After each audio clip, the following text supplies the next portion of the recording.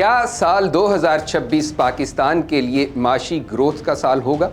سال 2026 کو پاکستان کی معیشت کے لیے محتاط امیدوں کا سال قرار دیا جا رہا ہے۔ بین الاقوامی اداروں کے مطابق پاکستان کی جی ڈی پی گروتھ 2026 میں 3 سے 4% کے درمیان رہنے کا امکان ہے۔ I M F 3.6%، State Bank 3.25 سے 4.25%، جبکہ ورلڈ بینک موسمی اور زرعی خطرات کے باعث اسے 2.6% تک محدود سمجھتا ہے، یعنی بہتری ممکن ہے مگر خطرات برقرار ہیں۔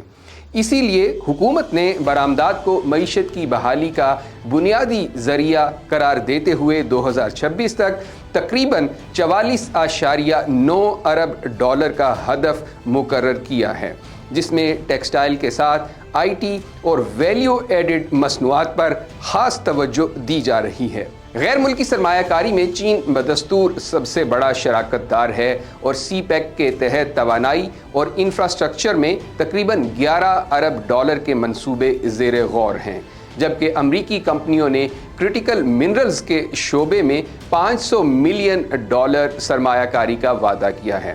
تاہم 2026 کا سب سے اہم معاشی پہلو سعودی عرب کی سرمایہ کاری بن کر سامنے آیا ہے۔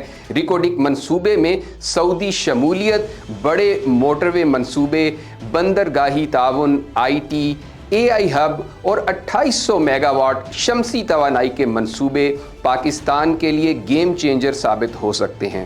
مجموعی طور پر سعودی عرب کی جانب سے 10 ارب ڈالر سے زائد سرمایہ کاری کے امکانات زیر غور ہیں۔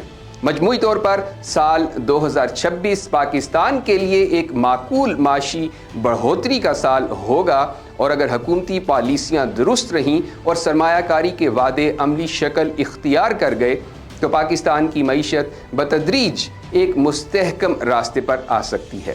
مزید خبروں اور اپڈیٹس کے لیے دیکھتے رہیے VNews.pk۔